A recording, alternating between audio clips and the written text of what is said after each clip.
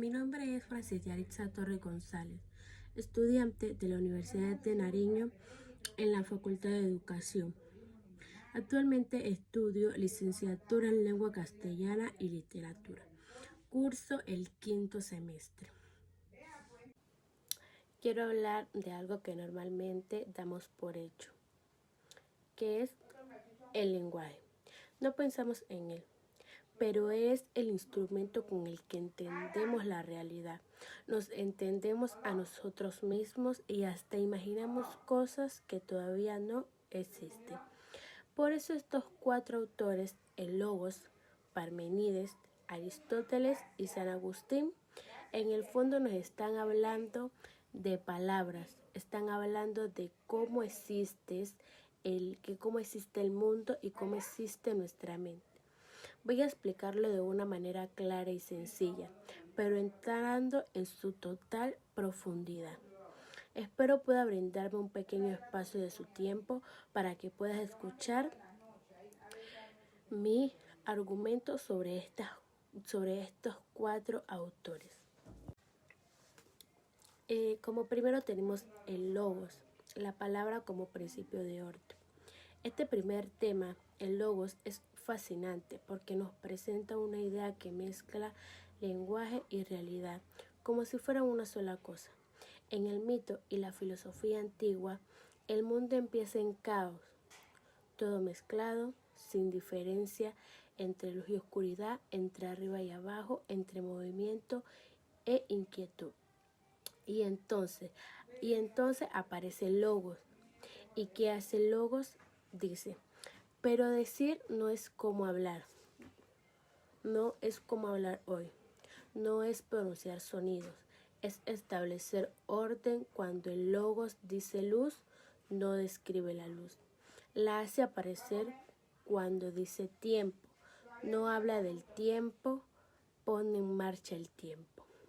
Es como si la palabra fuera una fuerza que separa, organiza y le da forma a lo que antes no tenía ninguna. La pregunta profunda del grupo es, ¿por qué el logos se entiende como razón y orden? ¿Por qué solo cuando logramos nombrar algo con claridad podemos entenderlo?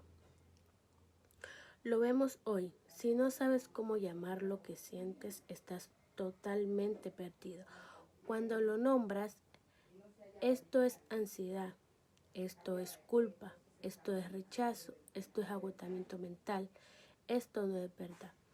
Tu mundo interno se acomoda, la palabra crea claridad y la claridad crea realidad. Por eso el logos no es solo hablar, es que lo real se vuelva inteligible. Para tocar el tema con más claridad, el logos como palabra que abre claridad. Imagina que estás confundido con una relación o un problema o una emoción. Todo está mezclado, no sabes qué te pasa. Ese es tu caos. En el momento en que dices lo que siento es miedo o estoy cansado, no triste, o me duele que no me escuche, ahí el logos actúa. La palabra separa, diferencia, ilumina. De repente entiende algo que antes era confusión. Ese es el logos funcionando hoy.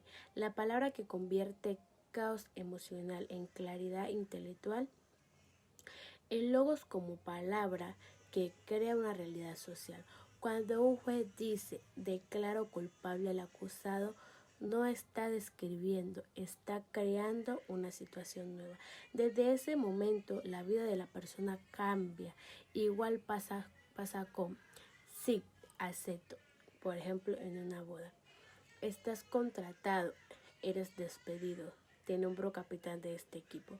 Son palabras que transforman la realidad. Eso es pura fuerza de logos. Otro ejemplo es el logos como palabra que organiza el mundo. Antes de tener conceptos, la realidad es un montón de datos sueltos como colores, sonidos, sensaciones. Cuando digo árbol, estoy reuniendo millones de detalles dentro de una sola palabra. El logos convierte miles de sensaciones en un concepto claro. Lo mismo con la injusticia, la culpa, amistad, energía, sociedad. Si sin el logos solo tendríamos percepciones sueltas. Entonces con el logos tenemos significados que ordenan el mundo. Otro sería el logos como palabra que marcan límites. Cuando alguien te dice eso que hiciste fue una falta de respeto, esa frase crea una frontera moral. Te hace ver algo que antes no había visto como falta o respeto.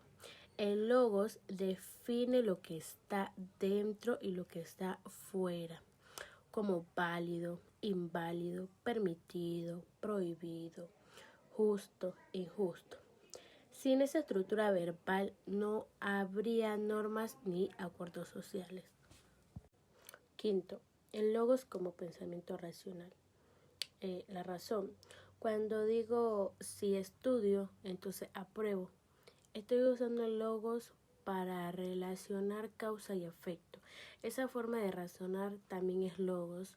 La estructura mental que hace que nuestro pensamiento no sea como un caos de ideas, sino una cadena coherente. El logo no solo habla, organiza la lógica con la que pensamos. Otro sería el logo como palabra que da identidad. Cuando tú dices soy músico, soy cristiano, soy tímido, soy líder, esas palabras construyen tu identidad. Si cambias la palabra, cambia tu identidad. Esto es logos en su dimensión pues más íntima. La palabra por la que existimos frente a otros mismos. El logo como descripción científica. Cuando la ciencia formula una ley, por ejemplo, el agua hierve a 100 grados centígrados a nivel del mar. Esa frase organiza la naturaleza. Lo que está antes era puro fenómeno, ahora es un orden, un principio y un patrón. El logos convierte la naturaleza en ese conocimiento. Ya para concluir, el logos no solo es palabra que usamos para nombrar cosas, sino la fuerza que da sentido, orden y realidad a todo lo que existe. Cuando hablamos, no solo describimos el mundo, sino que lo construimos. Cuando pensamos, no solo entendemos, sino que damos estructura a nuestra realidad interna y externa. El logos es la conexión entre el caos y el orden, entre el silencio y la claridad. Es el principio que nos permite pasar de la confusión a la comprensión, de lo indefinido a lo definido y de lo invisible a lo visible. Sin el logos no habría razón, ni verdad, ni entendimiento, y sin entender no podríamos vivir en sociedad, tomar decisiones, ni siquiera entendernos a nosotros mismos. En resumen, el logo es la palabra creadora, la razón viva que hace que el mundo y nuestra mente tengan más sentido. El segundo, Parmenides, el ser, el no ser y los límites de lo decible. Con Parmenides damos un giro total, puesto que él no se preocupa por cómo el lenguaje ordena, sino por cómo el lenguaje puede fallar. Parmenides dice algo que, si lo piensas en serio, es brutal. Solo lo que es puede ser pensando. Solo lo que es puede ser pensando. Lo que no es no puede pensarse ni decirse. ¿Por qué? Porque pensar ya es darle existencia mental a algo. La nada, el no ser, si lo piensa ya no es nada. Se vuelve algo. ¿Dónde está lo profundo? Parmenides nos obliga a reconocer que nuestras palabras tienen límites, hay experiencias que podemos sentir, incluso intuir, pero cuando tratamos de explicarlas se nos rompen en la boca. Un ejemplo de esto, ¿cómo explicas la nada? ¿Cómo uno explica el vacío emocional? ¿Cómo uno explica lo que se siente antes de pensar una idea? Si lo nombras, lo transformas, entonces ya no es lo que era antes de nombrarlo. Parmenides nos dice, Si una contradicción no es solo un error lógico, es una ruptura entre lo que se puede pensar y lo que se quiere decir. Y esto revela algo muy humano, porque hay partes de la realidad que no podemos capturar con palabras, porque las palabras siempre crean ser y hay cosas que se sienten como puro no ser. A continuación hablaré de unos ejemplos que abarcan este tema, unos ejemplos cotidianos o unos ejemplos o con palabras más sencillas, lo que quiere dar a entender pues este tema. El primer ejemplo es pensar lo que no existe. Se intenta imaginar la nada absoluta o el vacío total. Te das cuenta de algo. Cada vez que lo piensas, le pones una característica, le das una forma e incluso lo logras visualizar.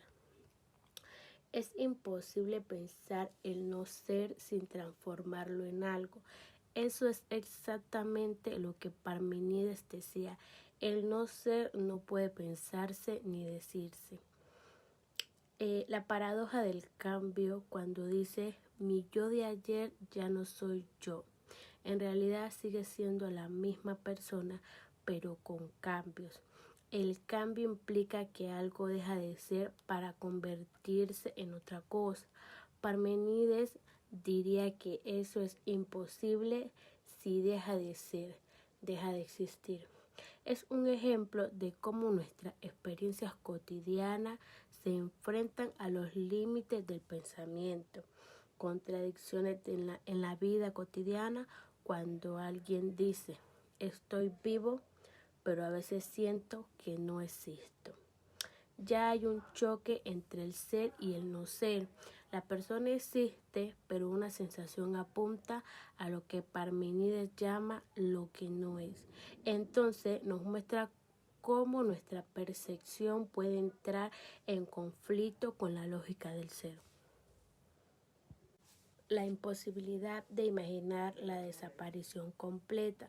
Si intentas pensar, si mañana todo el mundo desapareciera, tu mente aún llena ese escenario de objetos, emociones, recuerdos, porque no puedes imaginar la nada total. Eso es un ejemplo moderno de la enseñanza de Parmenides. El no ser es imposible de concebir, incluso en tu propia imaginación. Lo eterno e inmutable. Parmenides también decía que el ser es eterno y no cambia. Un ejemplo, el tiempo sigue pasando, pero las leyes de la física, la existencia de los números o conceptos como el amor o la injusticia permanecen de alguna manera constante. Aunque las cosas cambien, hay algo que siempre es en cada concepto o estructura que mantenemos. El límite del lenguaje cuando tratamos de descubrir experiencias extremas como la muerte, el vacío, el infinito, la eternidad, nos damos cuenta de que las palabras no alcanzan. Parmenides nos recuerda que el pensamiento y el lenguaje tienen límite y que algunas cosas simplemente no pueden expresarse completamente. Aristóteles, el orden del pensamiento y el peligro de la contradicción. Ahora, Aristóteles es más terrenal, puesto que él dice que para entender el mundo tenemos que pensar con orden, pero ese orden no es el del logos creador, sino de la lógica cotidiana. Su regla más básica es la de no contradicción, porque una cosa no puede ser y no ser al mismo tiempo y en el mismo sentido. Parece simple, pero si la llevamos a lo profundo, es lo que sostiene nuestra capacidad de entendernos, puesto que si digo esta persona es honesta y también logro decir esta persona nunca actúa honestamente, pues no estoy no estoy siendo coherente, estoy rompiendo la coherencia con la que pienso. Entonces cuando aceptamos contradicciones dejamos de poder razonar, dejamos de poder explicar, hasta dejamos de poder confiar en lo que nosotros decimos. Entonces Aristóteles también crea las categorías que son como lentes para mirar cualquier cosa, qué es, cómo es, cuánto es, dónde está, cuándo ocurre, qué hace y qué le hace. Él dice que si no sabemos de qué categoría hablamos, confundimos absolutamente todo. Por eso este tema muestra algo profundo, de que el lenguaje no solo comunica, también estructura la mente. Cuando nuestros conceptos son claros, también lo son nuestras decisiones. Ejemplo cotidiano, del principio pues de no contradicción, puesto que si por ejemplo alguien dice mi amigo es confiable pero nunca cumple sus promesas, eso es una contradicción, porque según Aristóteles no se puede aceptar simultáneamente que algo sea y no sea la misma cosa en el mismo sentido. Para pensar pues con claridad, primero se debe organizar la idea. ¿Realmente es confiable o no lo es? Esta regla pues nos ayuda a no confundirnos con la realidad ni con nuestro juicio. Otro es la identidad. Cuando decimos este café es caliente, estamos usando el principio de identidad de que A es A. Si después dijéramos como que este café no es caliente sin haberlo enfriado, contradice la identidad de lo que estamos describiendo. Entonces Aristóteles nos enseña que todo objeto o concepto debe mantener o sostener coherencia para que podamos razonar respecto a él. 4. Ejemplo en decisiones y juicios. Si queremos tomar decisiones, voy a invertir en esto porque siempre da buenos resultados. Debemos tener coherencia. No podemos decir al mismo tiempo decir que da buenos resultados y que siempre falla. Aristóteles nos recuerda que la lógica y la coherencia son necesarias para la acción racional. Otro ejemplo es la comunicación. Cuando hablamos con alguien y decimos Juan es amable. Si después afirmamos que Juan es cruel, sin contexto alguno, estamos rompiendo la coherencia que había. Entonces Aristóteles nos invita a ser claros y conscientes en el lenguaje para que la comunicación sea totalmente efectiva. Otro ejemplo filosófico podríamos ser, si decimos el cambio existe, Aristóteles lo interpreta de manera ordenada. El cambio es real, pero no implica contradicción absoluta. Algo puede cambiar en sus cualidades, pero sigue siendo la misma sustancia. Entonces, así el pensamiento se mantiene coherente y evita contradicciones totalmente absurdas. San Agustín. El signo y la verdad interior. Podemos ver que San Agustín va como en otra dirección, en otro sentido, en otra ruta, como lo queramos llamar. Él dice, el lenguaje siempre apunta a algo más profundo que las palabras. Las palabras son signos, señales.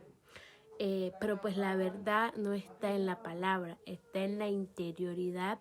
El maestro no enseña cuando habla, sino que enseña cuando el discípulo dentro de sí comprende. Entonces, San Agustín nos dice que el signo solo señala, pero no entrega la total verdad. Entonces, yo puedo señalar el sol, ¿cierto? Pero el dedo no es el sol. Entonces, y si alguien se queda mirando el dedo, se pierde la realidad. Entonces, esto es más profundo de lo que pues nosotros llegamos a pensar o a comprender.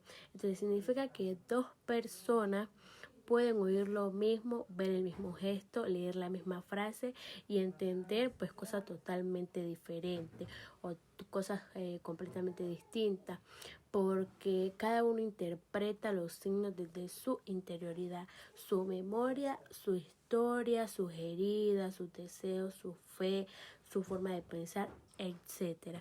Entonces, San Agustín nos dice, la verdad entra por los oídos, la verdad no entra por los oídos, entra por dentro.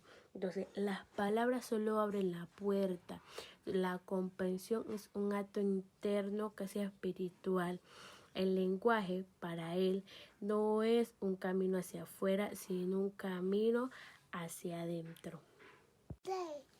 Otro ejemplo es el dedo que apunta a la luna. San Agustín utiliza este tipo de idea. Si yo señalo la luna con el dedo no es la luna. El dedo solo es un signo que te orienta hacia dónde debes observar. Otro ejemplo es cuando te dice, este es similar al del sol. Otro ejemplo cuando te dicen, cuando alguien te dice tranquilo, respira. La frase en sí no te da paz, es solo un signo. La verdadera tranquilidad ocurre dentro de ti cuando tú la entiendes y la pones en práctica. No aprendemos solo por palabras, sino por comprensión. San Agustín dice que el maestro no transmite conocimiento como si fueran objetos. El maestro da signos, pero el aprendizaje ocurre adentro del alumno. Otro ejemplo de un profesor puede explicarte matemáticas 1000 veces, pero solo cuando tú haces como que un clic, como que un stop, mentalmente lo entiendes de verdad. Entonces el signo, que en este caso es la explicación, no es el aprendizaje es totalmente interior. El mismo signo con dos interpretaciones distintas. Dos personas pueden oír la misma palabra, pero entender cosas completamente diferentes. Esto se debe a su entorno o a su intención. Si alguien pues dice tenemos que hablar, una persona puede interpretarlo como algo malo y otra puede interpretarlo como algo importante, pero tranquilo a la vez. Entonces, la misma palabra, pero lo que significa depende de cada interioridad, de cada contexto. Esto demuestra lo que San Agustín, el signo no contiene el significado lo pone en la mente del que lo escucha. Otro ejemplo es la sonrisa como signo. Una sonrisa puede ser signo de alegría, de nervio, de vergüenza o incluso hasta de incomodidad. Entonces, el signo, en este caso la sonrisa, es el mismo, pero la interpretación siempre depende del interior de quien observa. San Agustín diría que la verdad emocional no está en el gesto, sino en que la persona interpreta internamente. La palabra como puerta, no como contenedor. Cuando alguien te dice te extraño, la palabra no contiene la emoción real, sino el sentimiento no vive en el sonido ni en las letras.